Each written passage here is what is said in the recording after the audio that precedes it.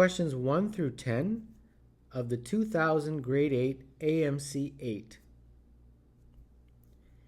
Aunt Anna is 42 years old. Caitlin is 5 years younger than Brianna, and Brianna is half as old as Aunt Anna. How old is Caitlin? So we've got Caitlin, Brianna, and Anna. And Anna is 42. Brianna is half as old as Aunt Anna, so she's 21. And Caitlin is 5 years younger than Brianna, so 21 minus 5 is 16. So Caitlin is 16, and therefore the answer is B. Which of these numbers is less than its reciprocal? So the reciprocal of negative 2 is 1 over negative 2. The reciprocal of negative 1 is just negative 1. The reciprocal of 0 is 1 over 0, which is undefined. The reciprocal of 1 is just 1. And the reciprocal of 2, of course, is a half. Now, which of these numbers is less than its reciprocal? Well, the answer is A, because negative 2 is less than negative a half. How many whole numbers lie in the interval between 5 over 3 and 2 pi? So we've got 5 over 3, and we have 2 pi. And the best thing is to convert these to decimals. So 5 over 3 is approximately 1.66, and 2 pi is 3.14 times 2, so that would be 6.28. So now, in this interval, how many whole numbers? Well, 2, 3, 4, 5, and 6. Those are the whole numbers that will fit in that interval. So we've got 1, 2, 3, 4, 5 numbers. So the answer to number 3 is D. In 1960, only 5% of the working adults in Carlin City worked at home. By 1970, the at-home workforce had increased to 8%. In 1980, there were approximately 15% working at home, and in 1990, there were 30%. The graph that best illustrates this is. All right, let's start one at a time. In 1960, it was 5%. So which of these shows 5% at 1960? Well, not A, because it's starting at 10%. B looks like it's starting a little bit higher than 5%.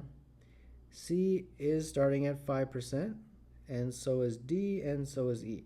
All right, so we eliminated 2 choices. In 1970, the workforce increased to 8%.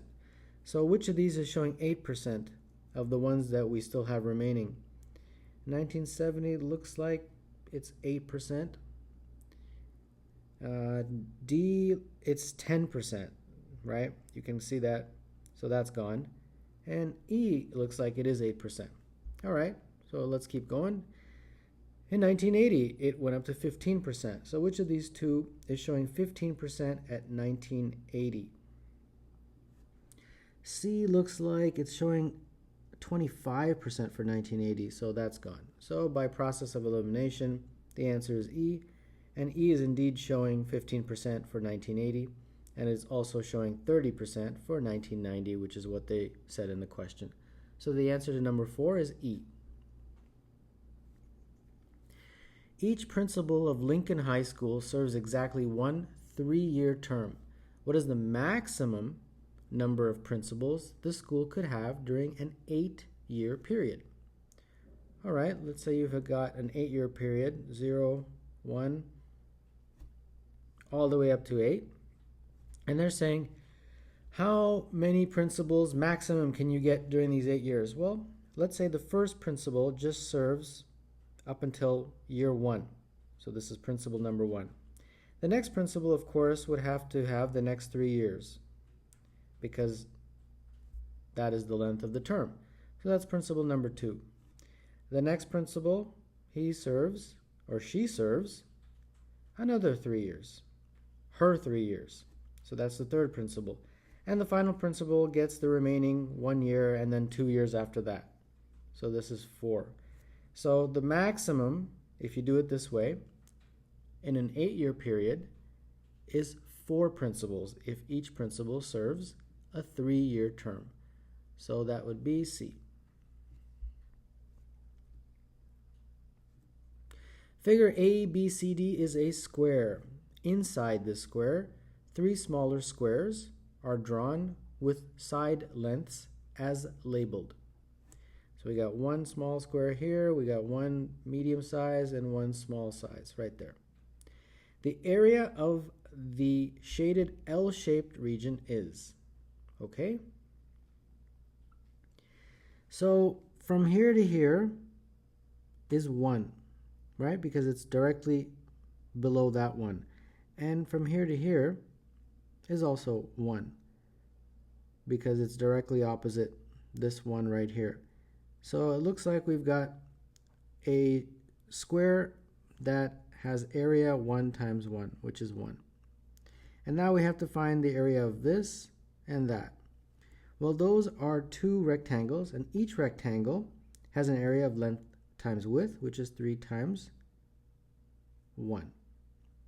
So that's 3. But we've got 2 of them, so the area is 6. So 6 for those rectangles plus 1 for that square gives you an area of 7. So the answer to number 6 is A.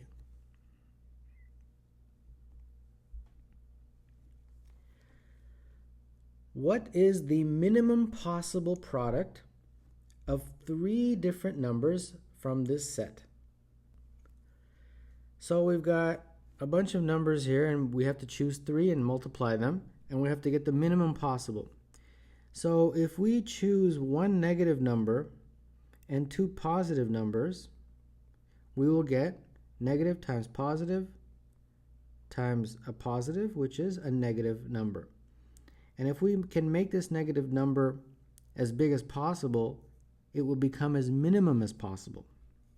So what's the largest 2 positive numbers that we can choose? Well, it looks like 5 and 7. And then what is the negative number that is furthest from 0, meaning it has the largest absolute value? And that is negative 8. And if you multiply these together, you'll get minus 280. And you will find, if you fiddle around with this a little bit more, that this is indeed the minimum possible product that you can get from 3 different numbers. So the answer to number 7 is B. 3 dice with faces numbered 1 through 6 are stacked as shown. 7 of the 18 faces are visible, leaving 11 faces hidden, back, bottom, between. The total number of dots not visible in this view is. All right, let's start with that first dice. They are showing us the 1, the 2, and the 3, right? So which ones do you not see? Well, the other 3 faces of a dice. And remember, dice are numbered 1 through 6. So what we don't see are 4, 5, and 6. And each of these numbers will be represented by dots. 4 dots, 5 dots, 6 dots. So the number of dots for that dice that we don't see is 4 plus 5 plus 6, which is, of course, 15. All right? Now let's look at the other dice right below it. What we see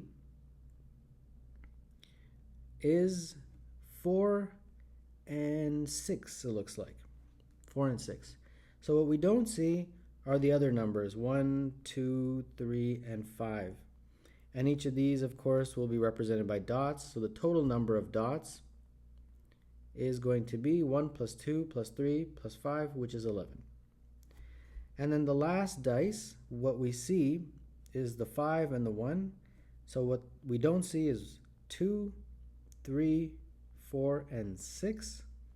And each of these, of course, is represented by dots. And that would total 2 plus 3 plus 4 plus 6, which is 15.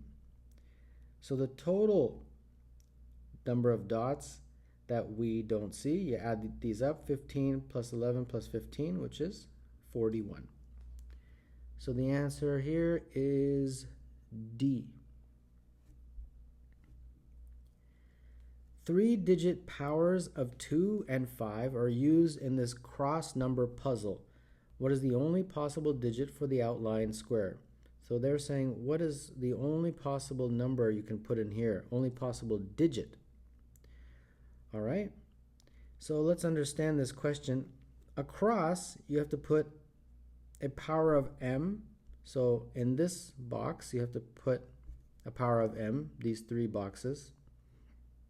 And down, some power of n. And both of these, of course, are 3 digits. So with 2 to the power of m, what are possibilities? Well, 2 to the power of 1 is 2. 2 to the power of 2 is 4. Then 2 to the power of 3, 2 to the power of 4, and so on. But those numbers are not useful for us because we need 3-digit numbers.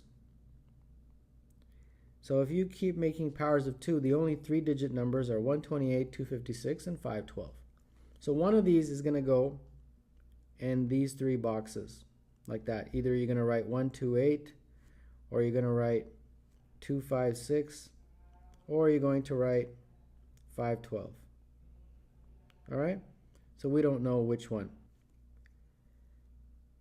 And then down, we have to put powers of 5. So 5 to the power of n, 5, 25, 125, 625, like that.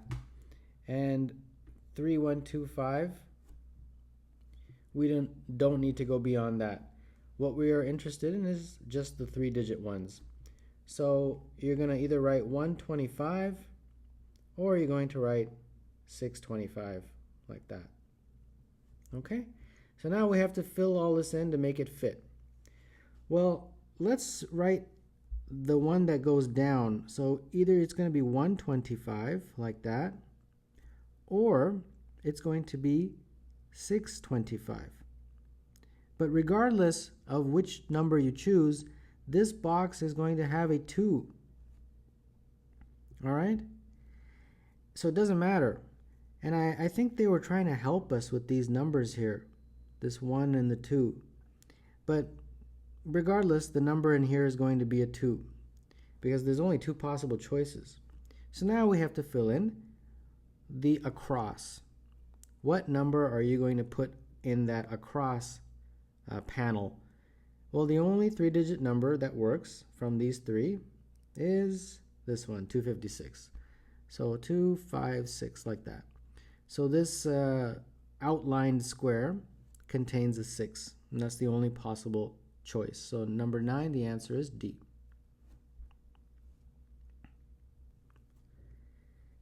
Era and Shay were once the same height. So Era and Shay were once the same height. So let the height be represented by X. And then Shay grows 20%. So he becomes 1.2x tall. While Era has grown half as many inches as Shay. So she only grows half the amount. So if he grew 20%, she grew 10%. I'm assuming Era's female. It doesn't really matter. So she grew 1.1x. Now they're saying Shay is 60 inches tall. So they're giving you an actual value. 1.2x is 60. How tall is Era in inches? Okay, so let's work at this now. X is equal to 60 over 1.2. And then Era's height is 1.1 times x. And then we just substitute that into there. So 1.1 times x, which is 60 over 1.2, like that. And if you do the math, you will find that this calculates to 55 inches.